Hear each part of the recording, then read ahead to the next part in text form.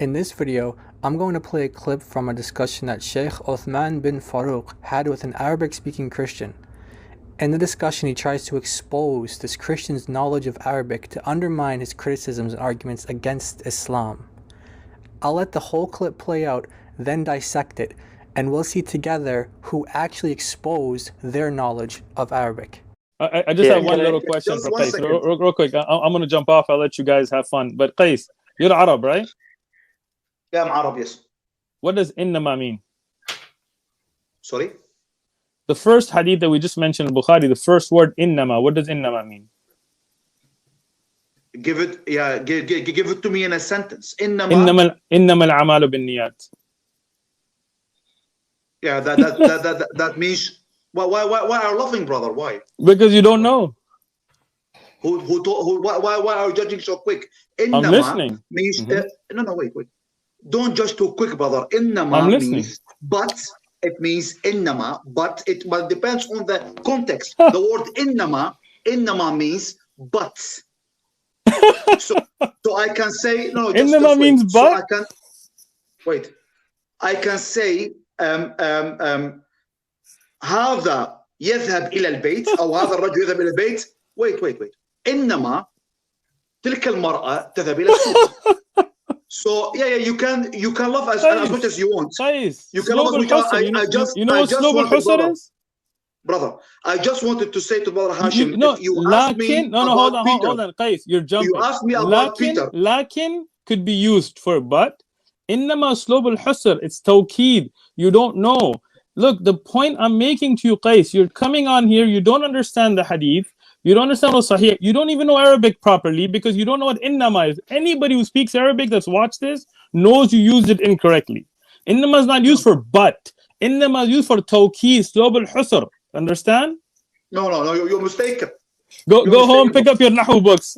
I'm out. Assalamu alaikum to the Muslims. Alright, let's get into it. First he asks, what does innama mean? According to the dictionary, innama means but, however, indeed, rather, truly, verily, yet. Which meaning it has in a sentence depends on the context, but when you ask what it means, any of those definitions are correct as long as you caveat that the meaning could change depending on the context it's used in. If somebody asks you what the definition of hard was, and you told them that hard means something that's difficult, you'd be correct, although it has other meanings in other contexts. For example, the test was extremely hard, meaning the test was extremely difficult. Now you can use it in another context, and in that context it could have another meaning. For example, the rock is hard, meaning that the rock has mass to it, that the rock is solid. Both definitions are correct. It just depends on which context you're using the word in. I'm listening. Means, no, wait. Don't judge too quick, brother. Innama means but. It means innama, but it depends on the context. The word. We see that he defines the word innama as but, just like this dictionary says. And he's correct. That is what innama means. And then he also says that it depends on the context. So it's very curious as to why the sheikh is laughing. He can't contain himself from laughing. Why? Is it because he knows Arabic or he doesn't know Arabic?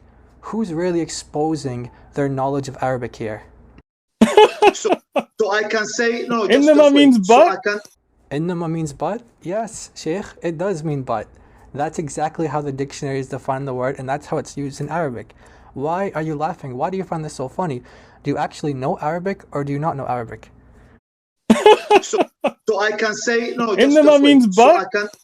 So just to recap, the Sheikh is using one Arabic word to determine this guy's knowledge of Arabic and how well he speaks and knows Arabic in order to correctly criticize or argue against Islam.